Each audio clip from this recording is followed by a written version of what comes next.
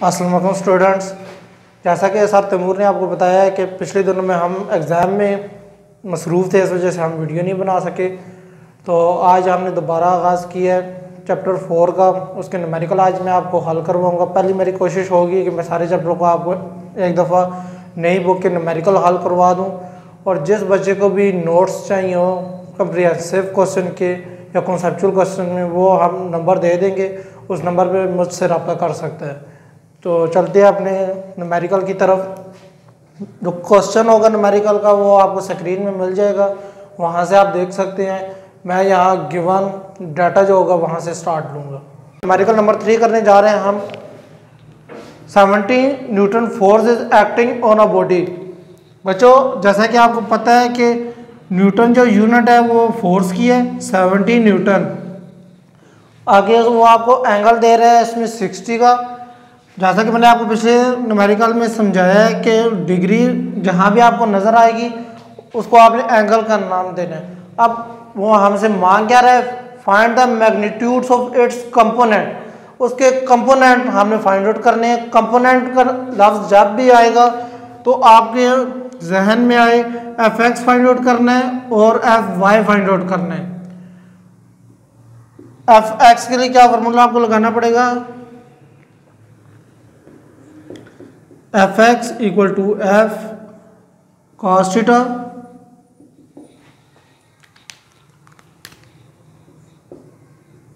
Fx, F आपका 70 है, cos 60 calculator में आप हल करेंगे, ये 1/2 आ जाएगा, ये डिवाइड होगा, ये 35 न्यूटन फोर्स आ जाएगी। आपका Fx 35 आ गया। अब आगे हम चलते हैं। Fy equal to F sine theta. F वही 70 पुट करना है आपने, साइन 60 आप कैलकुलेटर पे निकालेंगे।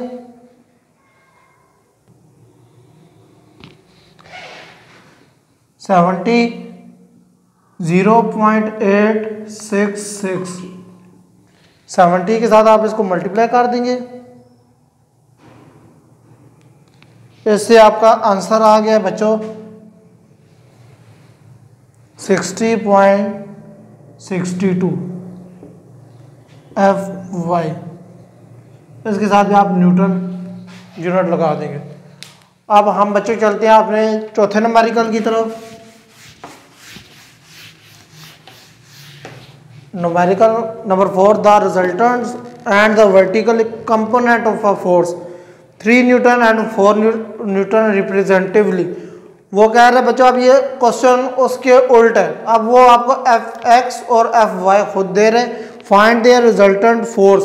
वो कह रहे हैं कि इसकी मुझे रिजल्टेंट फोर्स निकाल के दें आप। तो Fx उसने आपको दिया है 3 न्यूटन और Fy उसने आपको दिया है 4 न्यूटन। ये न्यूमेरिकल नंबर 4 है।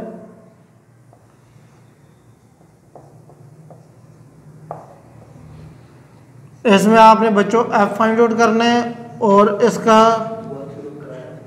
एंगल मालूम करना है आपने।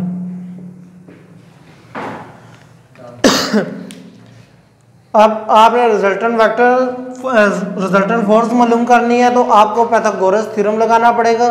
पाइथागोरस थ्योरम जैसा कि आप लोगों को पता है, पाइथागोरस थ्योरम में आप क्या बताते हैं कि परपेंडिकुलर और बेस दोनों साइड का स्क्वायर लेंगे आप तो वो हाइपोटेन्यूस के इक्वल हो जाएगा, स्क्वायर की इक्वल। मतलब p square plus b square equal to h square. बच्चों, यही फार्मूला हम इधर पुट करेंगे। आपका Fx equal to 3 newton, Fy equal to 4 newton, F equal to under root Fx का स्क्वायर प्लस Fy का स्क्वायर अंडर रूट Fx आपका 3 Newton है, 3 न्यूटन का स्क्वायर प्लस 4 का स्क्वायर, तो ये आपका आ जाएगा 9 प्लस 16 होल अंडर रूट। ये आ जाएगा बच्चों 25, तो ये आपका आ जाएगा ±5। ये फोर्स हमने इसकी मालूम कर ली है। आगे हमने एंगल मालूम करना है। एंगल किस तरह मालूम करेंगे? tan theta equal to f y by f x. यहाँ एंगल आ जाएगा, tan को आप इधर लेके आएंगे तो tan इनवर्स हो जाएगा। एफ वाई की वैल्यू एफ वाई की जगह 4/3 tan इनवर्स। वैसे भी आप लोगों ने ऊपर से चीज लिख ली होगी।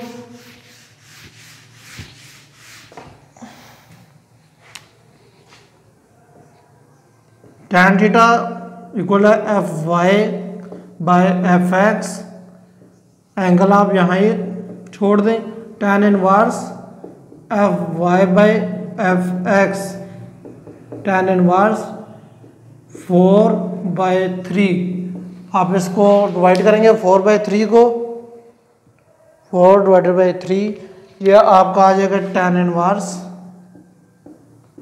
1.33। इसका आपका आंसर आ जाएगा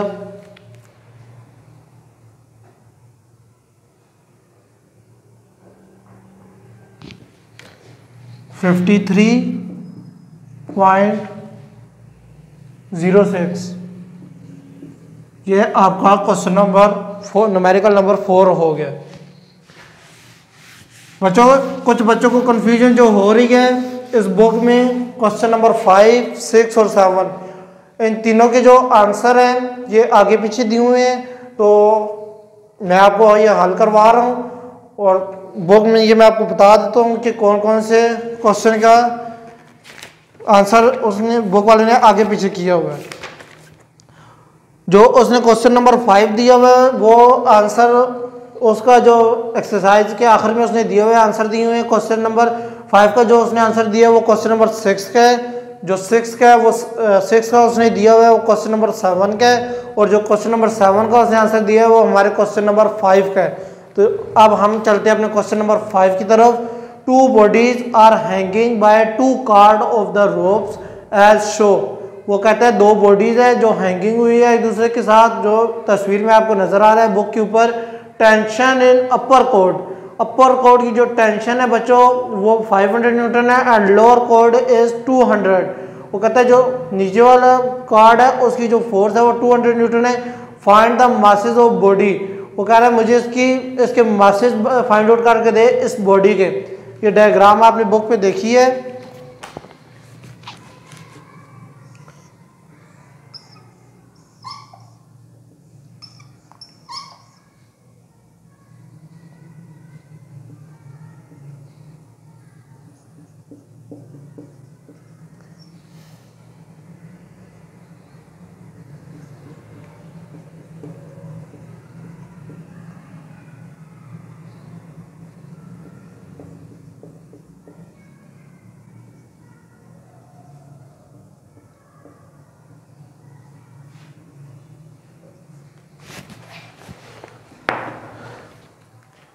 अब हम इसका गिवन डाटा लिखने लगे हैं। गिवन डाटा है बच्चों इसका टी यू उसने जो आपको नजर आ रहा है दिया हुआ है 500 न्यूटन। टी आई उसने आपको दिया हुआ है 200 न्यूटन। और उसने आपसे मांग लिया है दोनों मासेस इससे, M1 भी फाइंड आउट करके दे और M2 भी फाइंड आउट करके दे। बच्चों इसमें आपको फॉर्मूला लगाना पड़ेगा। Tension equal to weight. अब जैसा कि आप लोगों को नजर आ रहा है कि टेंशन इसमें 2 दी हुई है। 2 टेंशन देने की वजह से इसमें दोनों टेंशन इन्वॉल्व होगी। T you minus T i equal to डब्ल्यू। वेट, वेट जैसा कि आप बच्चों को पता है वेट हमारा इक्वल होता है एम जी के। तो वेट की जगह हमने एम जी पुट कर देने। हमने चीज फाइंड आउट करके देनी है उसको M1। तो M1 का नाम दे दे इधर। M1 आपका इक्वल हो जाएगा T you minus T I divided by G. T U की वैल्यू आपको सामने है 500 minus 200 T I divided by G आपका है 10। M1 आपका इक्वल आ जाएगा 300 डिवाइडेड बाई 10, तो ये आ जाएगा 30 kg। ये आपका पहला मास है। पहला मास हमारा फाइंड आउट हो गया। अब पहले इसमें दोनों टेंशन इसलिए इन्वॉल्व हुई है, आप लोगों को नजर आ रहा है कि एक ही टेंशन के ऊपर दोनों मासेस अटैच है। अब हमने टेंशन दूसरा मास फाइंड आउट करना है इसका, उसके लिए फार्मूला लगाना है।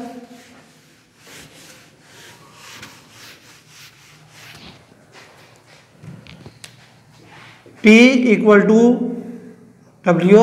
अब इसमें बच्चों एक ही टेंशन है, एक ही मास लगा हुआ है, तो हम इसमें दोनों इन्वॉल्व नहीं करेंगे, सिर्फ Ti इन्वॉल्व होगा। W इक्वल टू mg, जैसा कि आप लोगों को पता है W इक्वल टू mg, तो इसको हम m2 कह देते हैं। m2 equal to Ti divided by g। Ti आपका क्या है बच्चों 200, g आपका 10, तो ये 20 kg आ जाएगा। ये था आपका क्वेश्चन नंबर 5। जो चैप्टर नंबर 4 का क्वेश्चन नंबर 6 करने लगे हम। Calculate the torque acting on a spanner length 20 centimetre. Data हम अपना लिख लेते हैं बच्चों।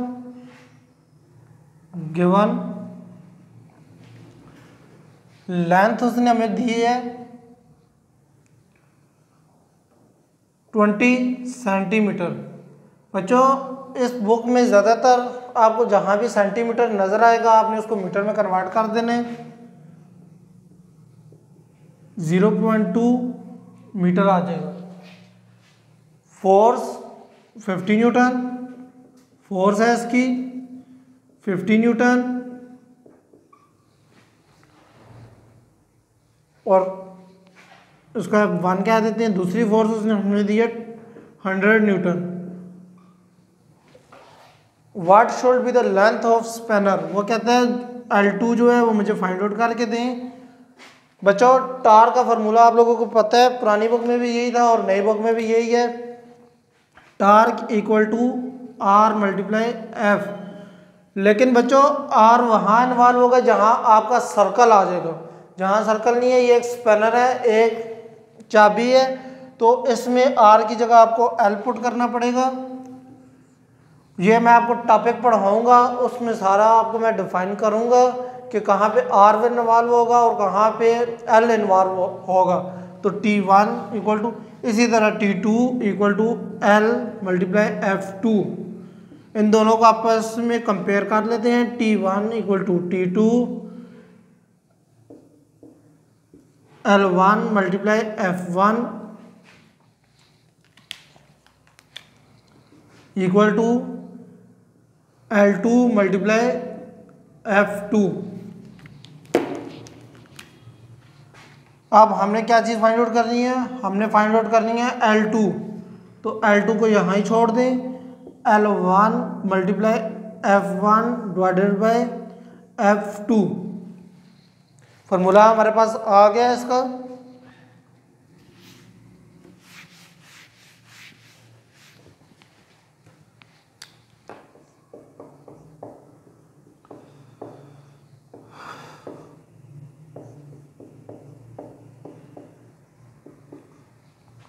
अब ये फार्मूला पुट करेंगे हम। L2 इक्वल टू L1 की जगह L1 की वैल्यू 0.2 मल्टीप्लाई F1 की जगह F1 की वैल्यू 50 डिवाइडेड बाई F2 की जगह F2 की वैल्यू।